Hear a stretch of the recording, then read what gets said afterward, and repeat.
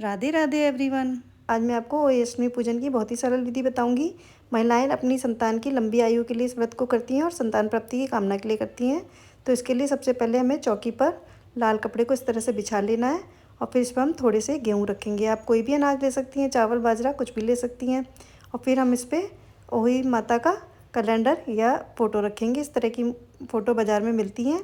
और इसमें हम फिर एक कलश लेंगे। कलश आप कोई से भी साइज़ का ले सकते हैं।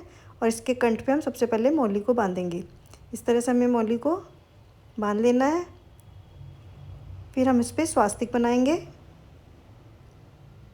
रोली से स्वास्तिक बनाएंगे। हम इस पर चारों तरफ बना लेंगे स्वास्तिक। फिर हम इसमें गेहूँ डालेंगे। आप कोई सा भी अनाज ले सकते हैं, इसमें चावल बाजरा कोई सा भी अनाज ले सकते हैं।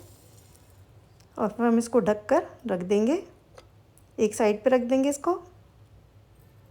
इसी तरह फिर हम दूसरा घड़ा भी लेंगे, उसमें हम जल भरेंगे। किसी किसी के घर में दोनों घड़ों में जल भरा जाता है, इसे 2 घट की पूजा कहा जाता है। तो 2 मटके लेते हैं, इसके लिए हम 2 घड़े लेते हैं। इसको भी हम इसके ऊपर रख देंगे, संभाल के रखेंगे सही से, जिससे कि अच्छे से गिरे नहीं, क्योंकि ये दिवाली तक उठते हैं तो ये लंबे टाइम तक रखे रहते हैं, तो इसलिए इनको हमें नहीं लाना नहीं है। अब किसी किसी के यहाँ शैव माता की पूजा करी जाती है, इस तरह की माला होती है। जिनके यहाँ होती है वो इस पूजा में सब ज़रूर शामिल करें। हमारे यहाँ नहीं होती तो हम इसको ऐसे ही करेंगे। अब हम थोड़े से गेहूँ इस तरह से इस पर रख लेंगे। फिर हम पूजा के लिए सिंघाड़े लेंगे। हरे फल लेते हैं, इसमें सिंघाड़े बहुत अच्छे रहते हैं तो हम सिंघाड़े ले रहे हैं। आप केला भी ले सकते हैं। बताशे बहुत शुभ होते हैं तो हम बताशों को भी रखेंगे पूजा में। और किसी किसी के यहाँ पूड़े रखते हैं, हमारे यहाँ मठरी या स्वाल रखते हैं तो हम इसलिए मठरी रख रहे हैं। आपके यहाँ यदि पूड़े रखे जाते हैं पूजे में तो आप पूड़े रखिए। आपके यहाँ पूजा में जो भी रखा जाता है सामान आप वो रखिए। अब इस तरह हम कलावा लेंगे और इसे इस तरह से लगा देंगे अवई माता पर।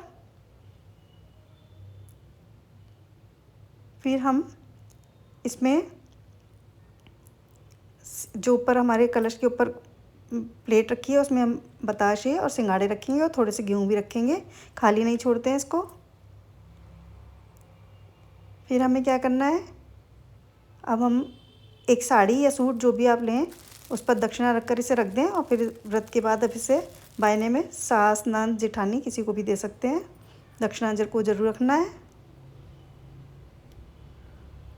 और जिनके यहाँ दिया रखा जाता है वो इस तरह से दिया रखें, और जिनके यहाँ दिया नहीं रखा जाता वो ऐसे ही पूजा कर लें।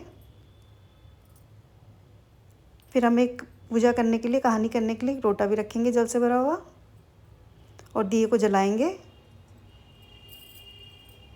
अब हम सारे देवी देवताओं को सबसे पहले गणेश जी को टीका लगाएंगे। सभी देवी देवताओं को स्थापित जितने भी हैं उनको तिलक लगाएंगे इस तरह से।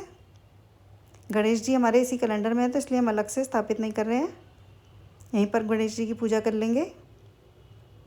सारे देवी देवताओं को तिलक लगा रही हूँ मैं इस तरह से।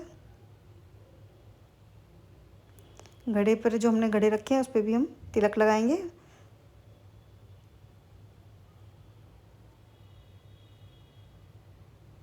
अब हम पूजा करेंगे। पूजा हमें गेहूं को हाथ में लेकर ही करनी है। आप यहाँ पूड़े भी रख सकते हैं पूजा में। अब हम फूल रखेंगे यहाँ पर पूजा में, और फिर इसके बाद हम हाथ में गेहूं लेंगे इस तरह से और कहानी कहेंगे। कहानी हम यहाँ पे भी कह सकते हैं और अलग भी कह सकते हैं। और फिर जब हमारी कहानी हो जाएगी उसके बाद हम इस तरह से साड़ी के पल्ले में या चुनरी में गेहूं को बांध देंगे। और जिनके यहाँ सूर्य को अर्घ देते हैं तो वो तो सुबह ही हो जाती है पूजा। हमारे यहाँ तारों को देते हैं अर्घ, तो फिर हम जल से अर्घ देंगे और ये गेहूँ वहाँ पर विसर्जित कर देंगे। तो ये हमारे यहाँ पूजा तारों को देख के होती है, तो अभी हम बाद में करेंगे। कहानी में के लिए मैं अलग से वीडियो दूंगी क्योंकि वीडियो लंबी हो जाएगी। पूजा के बाद हम ये बायना सास को, नंद को, जेठानी को, किसी भी बड़े व्यक्ति को अपने घर में दे सकते हैं। और बायना निकाल सकते हैं। हाथ जोड़ के भगवान से हम जो भी भूल चूक माफ़ हुई है, हम माता से इसकी भूल चूक माफ़ मांग लेंगे और हाथ जोड़ के प्रार्थना करेंगे संतान की प्राप्ति के लिए और संतान की लंबी आयु के लिए। तो यदि आपको मेरी वीडियो पसंद आई हो तो मेरे चैनल को लाइक और सब्सक्राइब करिए और सपोर्ट करिए। मिलते हैं ऐसी ही नई वीडियो के साथ। वाचिंग।